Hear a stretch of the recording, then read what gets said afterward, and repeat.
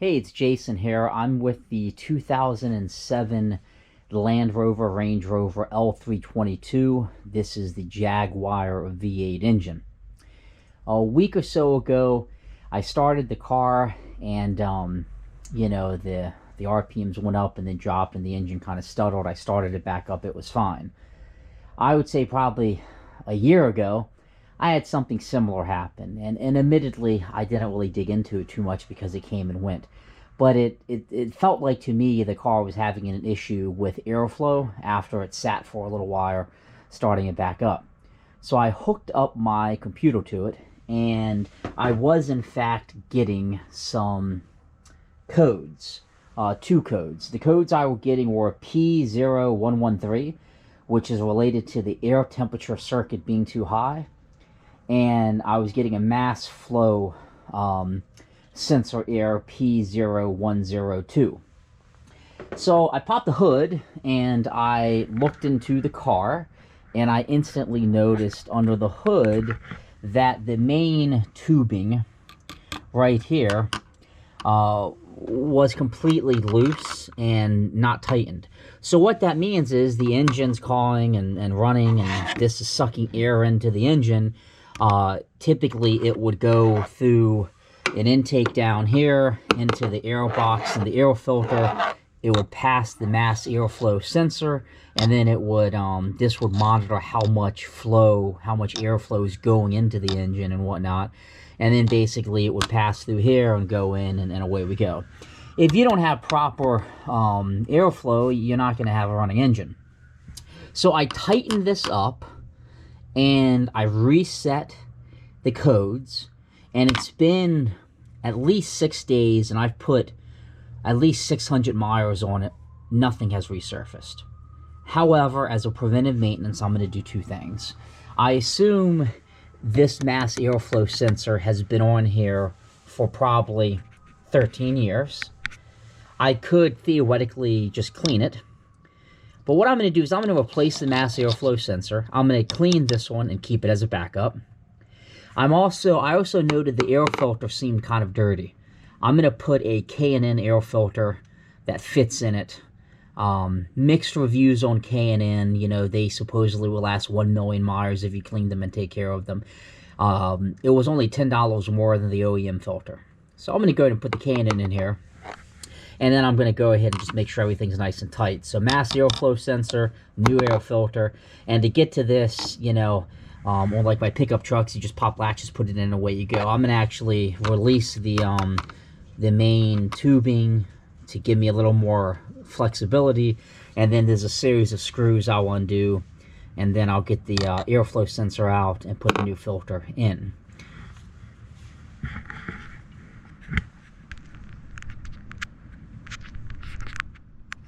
So when I was talking about hooking the computer up to it, I have this iCarSoft multi-system diagnostics tool. It hooks to the port under the steering wheel, and that provides me the ability to see streaming data, reset things, have pretty much complete control over the computer on the Land Rover.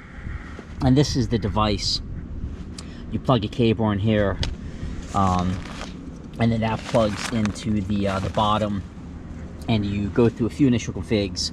I use this, I hate to say it, monthly at least, either on this 2007 or the 2003. If you go into Land Rover, even an independent shop, they're probably going to charge you an $80 diag fee. This is about 199 bucks, and it would take less than 2 minutes to get the codes, and then you can figure it out. So without having this, I wouldn't have been able to determine I had an airflow issue easily and take the preventive steps and hopefully the repair that I need. So the parts I have here is the replacement mass airflow sensor. This was purchased from Atlantic British, and it was, I think, $130. The nice thing is it does come with the screw you need to get the old one off. I use dielectric grease whenever I'm replacing anything that has a little port with pins. A little tiny dab of this, plug it back in. It helps with moisture that could get in there and corrode the pins. And then of course I have the actual K&N air filter that I will be putting in. So the first step is, and I'll mount this camera when I do it, is going to be I'm going to take the mass airflow sensor off, just 2 screws here. But before you take the screws off, you're going to want to disconnect this gently. Once this is out, I'll release this. I'll undo the screws, put the filter in, put the case back on, tighten this up, and then screw all of this in. I'll clean this part, and I'll store it back in that box, just in case I need it for future use. So this is the actual mass airflow sensor. You can see that it's going to basically replace the one sitting here, and it's going to go in like this, and 2 screws will be in it. And then this is, you know, effectively the system of measuring the airflow going through everything. So the first step I'm going to do is to release the current mass airflow sensor. And you're going to do 2 things here. I recommend, from my experience, is removing this actual plug first on it. And to do that, you're going to push the tab on the top down and then slide it off nice and gently. It's going to be on there really snug. But you're going to want to just give it a nice gentle tug, and it will very easily come off, as I'm showing here.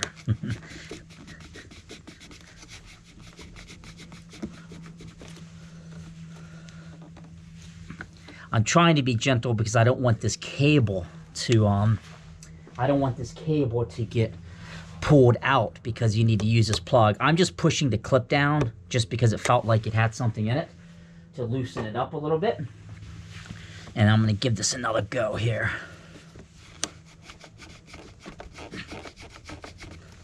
And it definitely, there we go.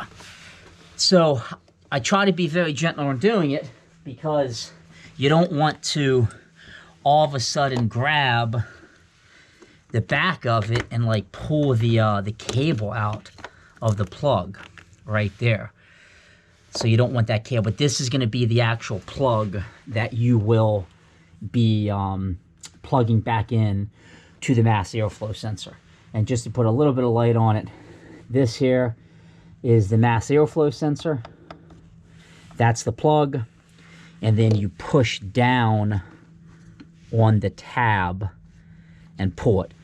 If you don't do it like I did, and you take this out first, it's going to be hard to get it loose, I would say, because it's going to want to not have a lot of leverage.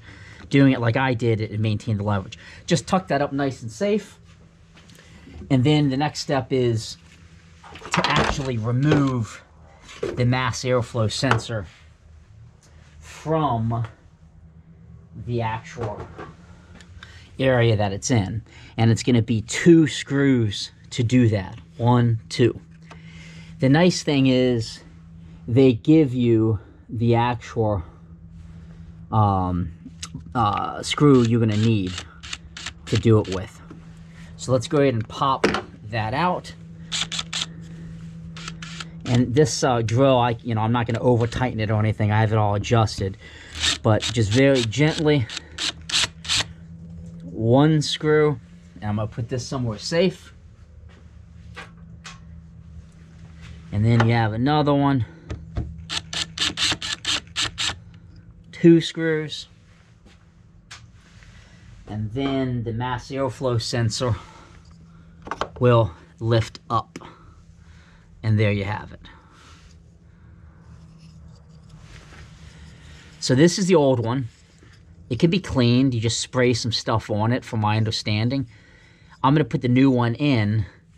And then I always like to rub my hand in and just see like how dirty it might have been, because the interesting thing was I was actually getting air into my engine unfiltered when this was loose. So I'll clean this and I'll keep it just in case I need a backup, and then the new one's just going to sit in there. The kit comes with 2 new screws, which I'll use because these are kind of dirty. So the next step is going to be for me to loosen up the actual air box so I can work on it. So what I mean here is this, I'm just going to loosen, and I'm going to get it disconnected so I have a little bit more flexibility in working with the air filter. So I'm going to loosen that up, and then that will allow me to get the air filter out. So then what I'm going to do is I'm going to actually remove the screws, which are going to be right here, right here, right here, and 3 in the back to lift the air box up. These screws don't completely come out. They're just going to be loosened, but they'll stay in place.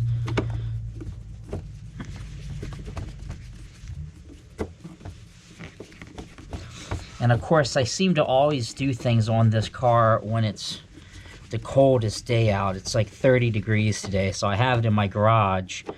That's why the lighting is not as good, because I'm not outside, but I'm trying to stay a little bit warm because of the wind. It makes it feel like it's 10 degrees. So you're just going to loosen this up. It would just take a second. Just, you know, be careful not to completely loosen the screws out and back them out and drop them or any of that good stuff. And you kind of feel, once they're out far enough, you know, they would just, the resistance will be much less, and you instantly know that they'll backed out as far. So I got the 3 here nice and loose. I just test it, make sure it's kind of lifting. And then there's 3 more that you have to do. This screw is really rusty, so I want to be very careful not to strip it, because that would make an easy job a huge pain if that was to happen. I'll probably replace this screw if I don't have anything. I'll just I'll spray it with some anti-corrosion, which we all know we have endless bottles of, having Land Rovers, just to keep it from corroding anymore. So this is the 5th one I'm doing.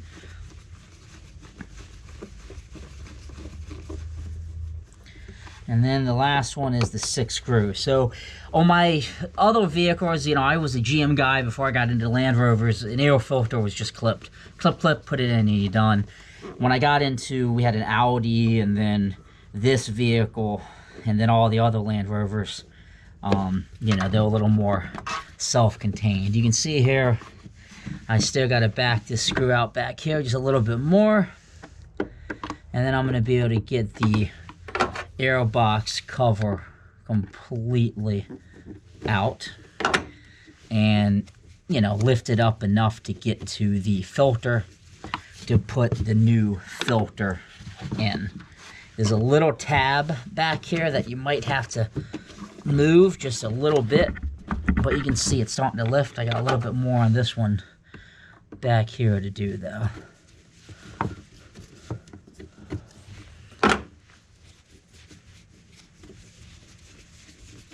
Okay, I think that's good.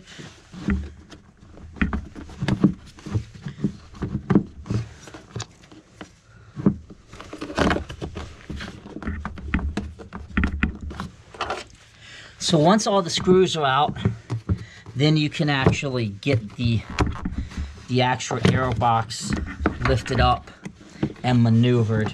I still got a screw tight back here. It's always these little screws that get me. So now what you can do is you can actually remove the air filter very easily. I probably did not need to loosen up this main one here now that I'm looking at everything, but I did, so I'll be sure to tighten it back. It has a little more flexibility going up and down than I anticipated. Sometimes On some vehicles, you have to because you can't lift it like I did. But at this step, what I'm going to do is basically just put the new air filter in. And when I put the new air filter in, I'll just pull this old one out like so. And you can see it's definitely going to benefit from a new air filter. It's kind of dirty. And then I'll drop that new mass airflow sensor in. And when the mass airflow sensor is in, it's going to go right there. I'll tighten everything up. And that will be that. I'm going to take a brief pause here. And then I'll get back at it and show putting the new stuff in. Alright, so I'm back. I had to take a quick call. But anyways, I have the airbox loose, as I said. The mass airflow sensor is out. I loosened this. I really didn't need to. So the next step is putting the new air filter in. So I'm going to put this one aside, the old one.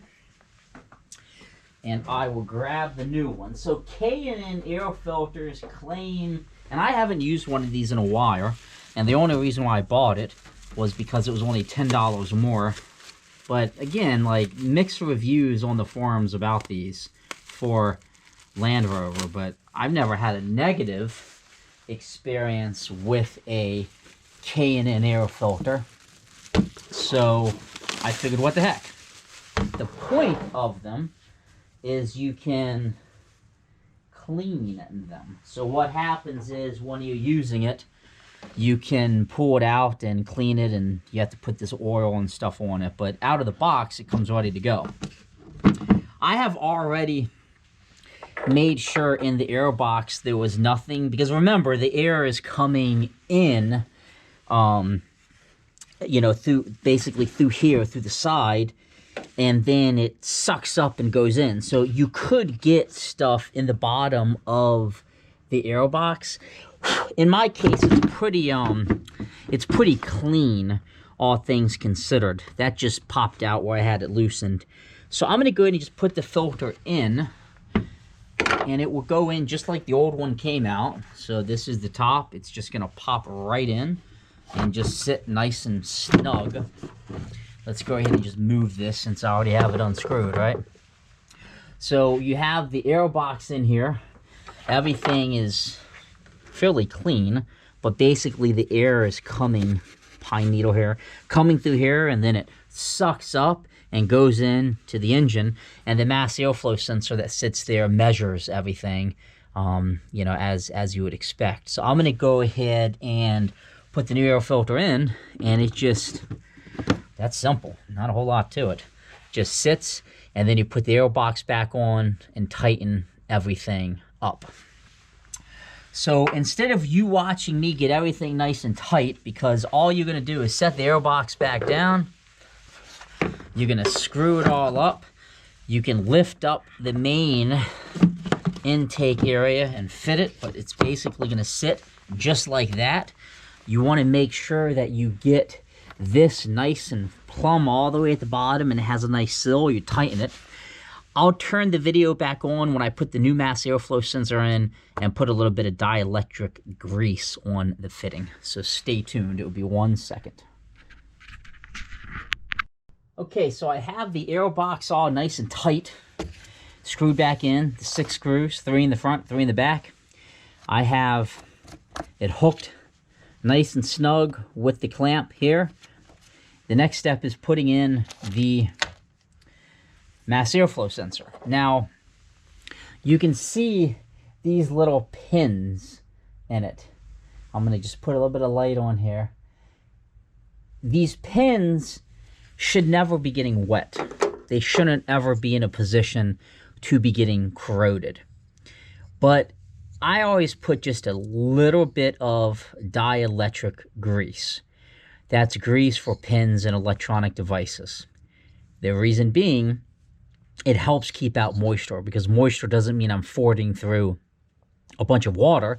It could just be getting in here when you drive, humidity where I live, snow, and of course I parked this car under a carport with the gravel underneath, naturally moisture will come out of the ground. You can see like corrosion right here under the hood. That's a result of moisture and the elements needed to corrode it. So the dielectric grease, you don't want to put a lot on it. Sometimes I've seen people squirt so much. I just put a little bit. Maybe I don't put enough. But it's a little tube, and I just take it and just put a little tiny hint in here. And that's probably it. I'll take a little bit of that out, actually. But the dielectric grease is, you know, it doesn't really hurt it. It just adds a nice layer of protection more than anything. And then I'll pop that in. So the next step of this project is to put the mass airflow sensor back in. It's going to sit just like that. Very, very easy. The dielectric grease is in. It's sitting. And the kit comes with new screws, which I will be using. So let me get these out. I'll take one out at a time. And then, you know, as I said, the kit comes with what you need from a bit standpoint. And then I'll lay that in there. I definitely don't want to drop them, but just nice and easy to get it, to get this back. Oops, I said don't drop them, and what did I do? I dropped them. Luckily, I could hear it fall all the way through. So let me grab that real quick, and I'll be right back with you.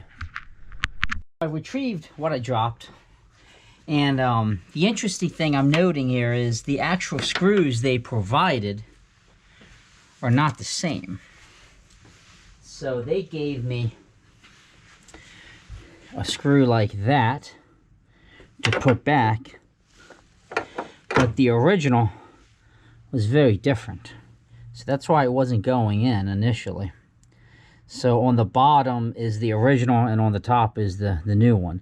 The threads are completely different, if you can tell. So instead of using the new ones, I am in fact using the old ones. So that's kind of odd. But the tip would be, do not discard the old ones until the job is done. So then I'm going to go ahead and just put the old screw back in. It has much bigger threads than the new one. So air filter is in, air box is nice and tight, everything's clamped up nice and tight, just the way you would expect. The mass airflow sensor is installed, the new one. The old one is removed. I will keep this, I'll clean it just as a backup.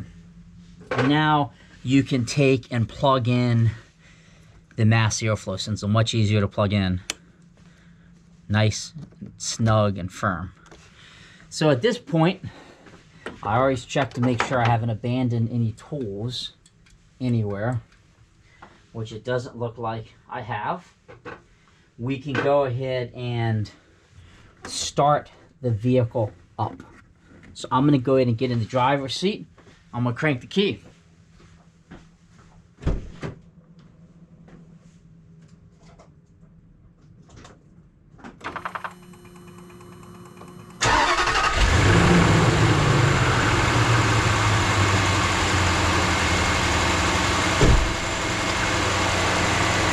Everything is running. The new mass airflow sensor is installed. The new Canon air filter is installed. And everything that you would expect is functioning how one would expect. So this is me installing a new mass airflow sensor and Canon air filter on a 2007 Land Rover Range Rover L322 with the V8 engine. This video seems long, but it's a simple process. You could probably do this whole thing in 5 minutes. I just wanted to be as thorough as I could to show everything. And then of course, if you look in the car, nothing's on the dash, and I don't anticipate having any error codes on the system. But just to double check, I am going to hook up the tool. So now with the air filter installed and the mass airflow sensor, I just want to be absolutely certain I don't have any codes. This is the iCarSoft. It enables me to review the codes, and it enables me to see streaming data. You can see it just plugs into the port down by your feet. It's going to be up below. You unclasp, pop a thing down, plug it up. Always hook it up when the car is off. That's just my personal experience. And then I'm going to start the vehicle up.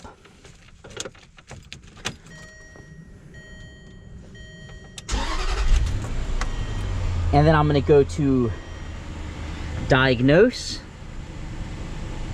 which is the first screen. And then I'm going to go to Land Rover. This will do Land Rover, Jaguar, and basic ODB2 sensors. I'm going to go to Land Rover. It's unique to Land Rover. I'm going to click on Land Rover. I'm going to use this version of the software. That's all I have. I'm going to say it's a Range Rover. It is a 2007 to 09 model, L322. Click OK. It's normally aspirated, OK. It's automatic diag mode is what I want to use. And it's going to run through and begin to collect the data.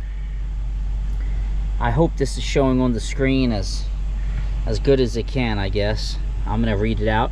But it's going through about 35 different steps. Everything is nearly done. And then what I'm going to do is I'm going to go ahead and I'm going to read the DTCs. And you can see I have none. So there's no DTCs, no error codes. So the issue I had is definitely resolved. I'll put about 60 more miles on the vehicle and run it again, maybe 100 miles. But it's a pretty simple process. All things considered, I appreciate you bearing with me as I did this video. But mass airflow sensor, unscrew, plug it in. If you're not doing an air filter, you could just do that. 2 screws and 1 plug, and you're done. 130 some bucks. K&N air filter I think was 50 something, and I took a little bit longer to really just explain everything. So I really appreciate you watching the video. I hope it's useful. I enjoy tinkering with these things outside of my everyday job, sitting at a desk, and I love having my Land Rover collection, and I appreciate you watching the video. Have a great day.